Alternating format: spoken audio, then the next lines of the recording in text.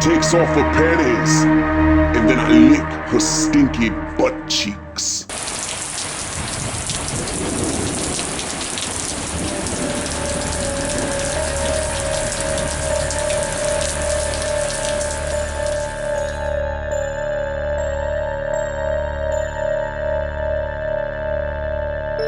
I wear stinky panties.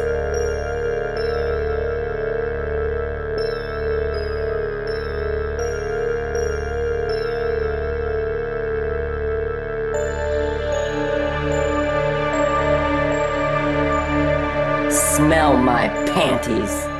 Smell my shit. Back up that ass! Well, alright, Bob. It's about time to get in bed and get some sleep. Yeah, I've had a long fucking day. But I'm really hungry. Could you go make me a can of spaghetti? You want me to make you spaghetti at 3 in the morning? You're gonna get a stomachache, for Christ's sake! I don't give a shit that it's bedtime. I'm starving. Alright, Bob. I'll go make your spaghetti.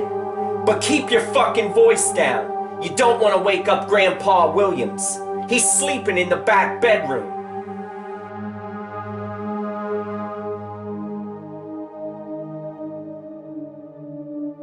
You know his ass needs some good old-fashioned down-home sleep. You don't want to wake up your Grandpa Williams, you little fucking prick. Yeah, whatever you say.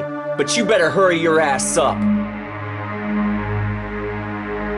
Eat my shit. Drink my piss. You're gonna eat all of this food, Bob. And if you don't eat it through your mouth, I'll stick it up your ass. It's going in your body either way. Either in your mouth Or in your ass. These meatballs look like they could come out of your fucking asshole. And make sure you put Parmesan on my spaghetti. But only a little bit. I don't like much. Just a tiny bit.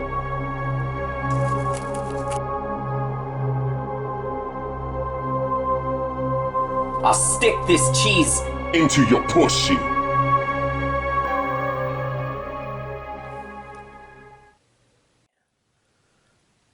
Pull down your panties.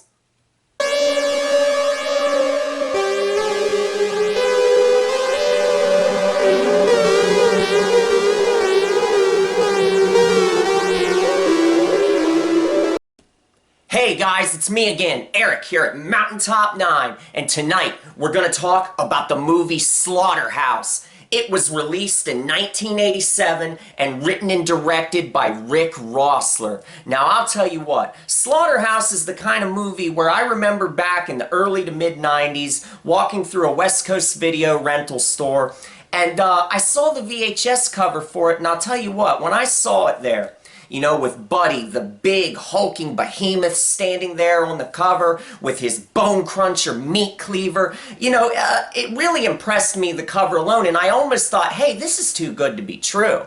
I mean, it just looked almost like a parody just by looking at the cover alone. You almost got kind of a hint of the dark comedy, the dark humor that was contained within the actual film itself, because it just hits you right between the eyes. It's so bold, the way it says Buddy's got an axe to grind and shit like that. So it just has a very over-the-top presence just from the cover alone. The funny thing is, though, it took me a while to watch this movie. I didn't finally watch this flick until Program Power put it out on DVD in the late 90s. They put this DVD out in 1999. So that's back when, you know, DVDs were still a new, fresh thing. And I'll tell you what, I've probably talked about this at some point in the past, but one of the things that I really loved at the dawn of the DVD age was the fact that you could put on these cool horror flicks and you could listen to, you know, director commentaries. You could hear what went into making these films. I loved soaking up those writer-director commentaries and watching behind-the-scenes featurettes and interviews. Stuff like that kind of filled out the tapestry for me and helped me understand the work and the grit and the determination that goes into making a low-budget horror flick. So, you know, this Program Power Lucky 13 release back then in 1999, when I bought this at Best Buy, it really blew my mind because I was like, wow, this is packed to the rafters with information. And the writer-director of this movie, Rick Rossler, he's the kind of guy who really cares about his film. You know, there are a lot of horror flicks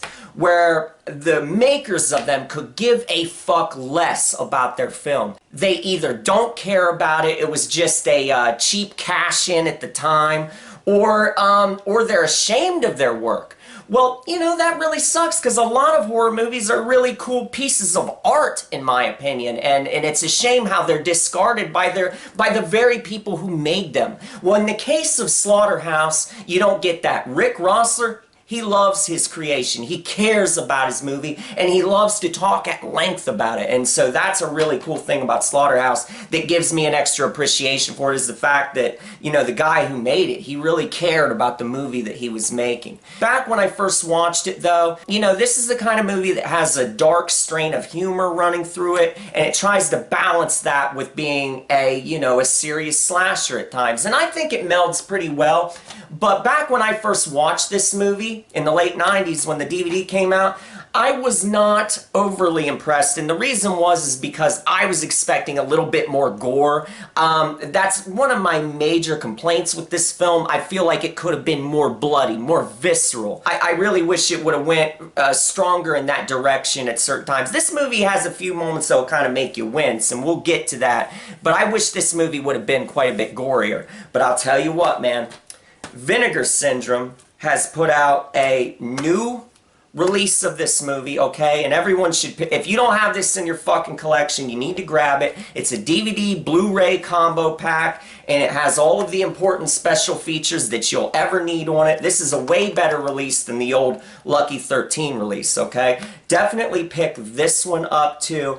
And in recent years, when this came out, okay, I've watched the film again, and I really have, this movie has aged well. I just have more of an appreciation for it now than I did back then. One of the things right away that I want to tell you about that I really have a newfound appreciation for is Joe Barton. He's the actor that plays Buddy, the hog-headed behemoth that just goes on a blood-soaked rampage. I feel like Joe Barton did a great job in the role of Buddy. And the funny thing you'll learn from the special features for this movie is that Joe Barton, you look at him on screen and you think he's this huge presence that's just hulking over everybody else, just, you know, making everybody else seem very diminutive in size. But the fact is Joe Barton was only like 5'8" or 5'9", so they had to have him always like standing on risers when he would be close to someone in a scene. They would have it so that he was elevated to make him appear taller. He had the weight. I mean, the guy is huge. He's got plenty of fucking girth.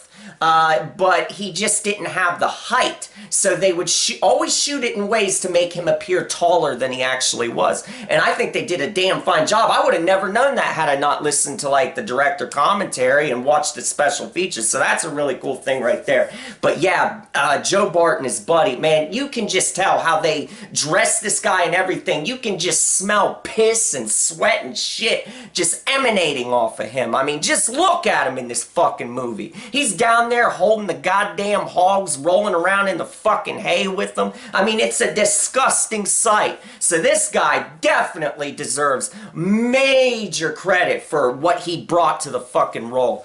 But enough of me rambling about all that behind-the-scenes bullshit. Let's get right into the plot right now. This bacon-fried slasher begins with a young couple getting hot and horny on a full moon night.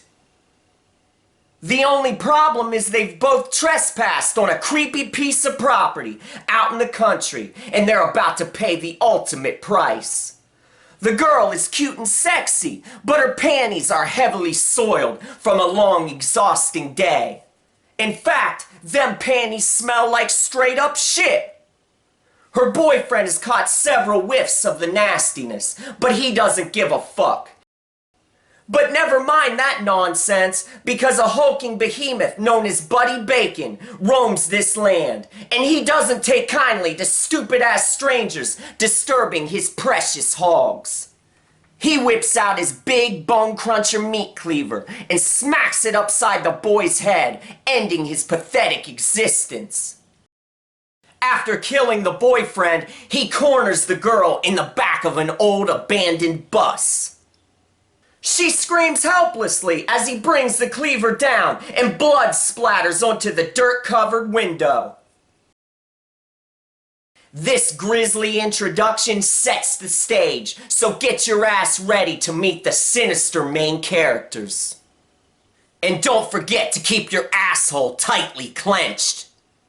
So now that you've met our main villain, Buddy Bacon, let's meet his daddy, Lester. They live out on a closed-down meatpacking plant. And if you're wondering why the plant is closed down, well, it's because Lester is a stubborn son of a bitch, and he refused to get with the times and use machines and shit like that.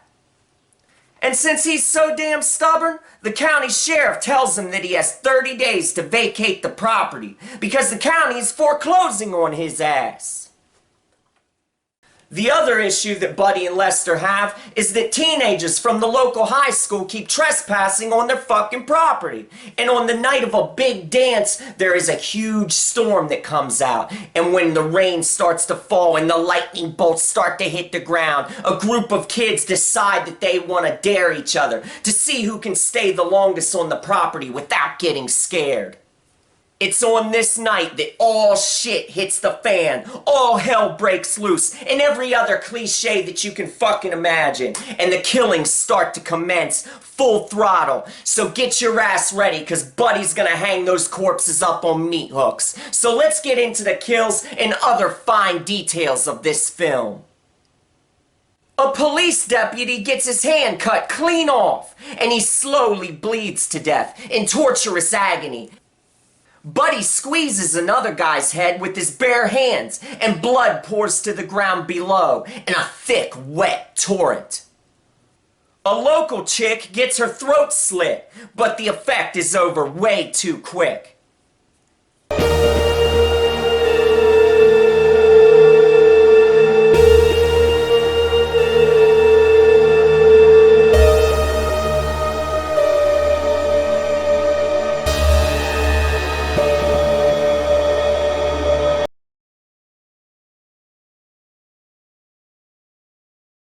Eating that Papa John's out of the bitch's ass. It's gonna be really, really fucking good.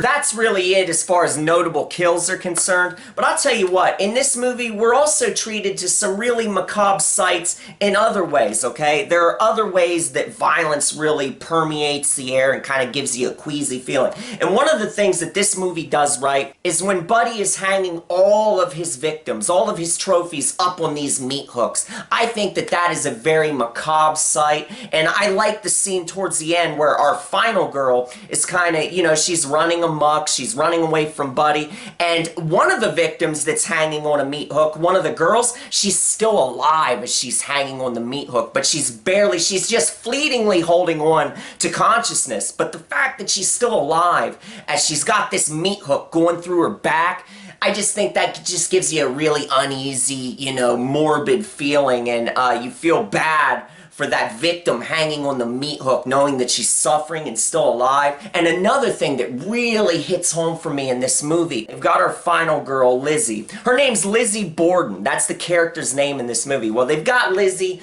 laying down here, and they're basically kind of torturing her because they take one of her fingers and they take a knife, and Buddy's holding her down, and Lester Bacon, as he takes the knife out, he's talking about how the most sensitive part, one of the most sensitive areas on the human body is their finger, okay?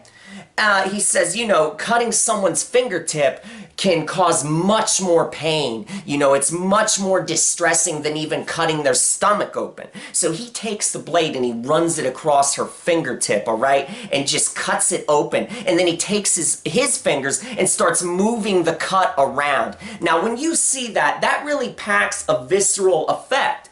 Because, you know, it just makes you, if you've ever had a paper cut on your finger, you know how that can burn. You know, it creates this burning sensation. It's highly unpleasant. And when it does that, you know, just the way the camera is filming that up close, in your face, it just sends it home, man. But anyway, moving along, let's talk about some of the atmosphere that this movie produces, some of the horrific feeling that this movie unveils. The big thing is, of course, just like I said in the beginning, this movie mixes dark humor with horror. Now, in some movies, that does not work at all. You know, when you watch a movie like Return of the Living Dead Part 2, that movie, I feel like, takes the comedy and ramps it up so much that it just becomes pure camp. You know what I mean? It really goes so far in the comedy direction that the horror is totally diluted. You know, Return of the Living Dead Part 1 got it right. The mix is spot the fuck on. But in Part 2, the comedy just ratchets up to a 10, so the horror is, you know, submerged. You don't feel it as much. Well, the good news is that Slaughterhouse, all right, does it right. I feel like the horror quotient is high enough that it dominates while the comedy is just there bubbling beneath the surface. And this movie has great production values. They really did a great job. That meat packing plant, that property that they use, I mean, you get an isolated feeling from it. It feels very gritty. And then you've got Buddy sitting there in his dirty overalls, and the guy just looks like if you walk past him, even if you were 10 feet away from him, he would reek of hog shit, you know what I mean? And he sits there in the goddamn hay, holding those hogs. And one of the funny things I always wonder when I'm watching this damn movie, anytime I've ever watched it, he has such a close relationship with these hogs. You wonder if he also, does he fuck the hogs? I mean, seriously, that's what I wonder. I mean, he has such an intense devotion to these stinky ass hogs. I wonder if he also fucks the damn things. In addition to this authentic setting, you've also got the copious amounts of rain and lightning at the end, and that really heightens the atmosphere towards the end. I love that. Now that we've talked about all that, let's talk about the music score by Joe Garrison. I'll tell you what, there isn't a memorable motif in this movie. There's no melody line. There's no like main theme where you go, where if you were listening to like a collection of movie themes, you would never hear a theme and go, oh, that's the main theme from Slaughterhouse. No, it doesn't have anything like that. But this guy does have a good way of just producing the right sounds, stuff that kind of puts you on edge, stuff that kind of gives you that feeling kind of like you're half on your chair and half off, like you're gonna fall over the edge. He does a good job of that, at just making you feel uneasy. There are some nice spacey synthesizer sounds. I love those sounds that sound like a goddamn UFO, or they just sound spacey. I don't know what it is about it, but like I've said so many times, a synthesizer has an otherworldly feel when you do it the right way. It's just so cold and inhuman, and when you couple it with a slasher flick, when someone's going on some kind of damn killing spree and cutting people up, well, when you're hearing those spacey, cold, dissonant sounds, they just go so well with those kind of images. I mean, they're a perfect mash. It's like chocolate and peanut butter, like a Reese's peanut butter cup. So yeah, Joe Garrison, he doesn't have a memorable motif for this movie, but the sounds give you this dark feeling. So I think he did a damn fine job on the score as far as that is concerned. That's about all I've got to say about Slaughterhouse, guys. And I'll tell you what, Slaughterhouse kind of, you know, goes under the radar a lot of times, I feel like, because it came out in 1987. Because let's face it, most of the classic slasher films that get the most attention came out during the so-called golden era, you know, the early 80s, like 1980 through 1984. There were so many good slashers packed and produced during that time that movies in the later part of the decade kind of get underlooked. And I really appreciate a lot of the slashes that came out in the mid to late 80s and even the early 90s, because they just kind of have their own charm as well. You know, there's so many of them too. I mean, we got Slaughterhouse here. It's more of a well-known example of a late 80s slasher, but then you've got, you know, movies like Iced and those Psycho Cop movies and Killer Workout and Blood Frenzy, and I could just prattle on and on. There's so many.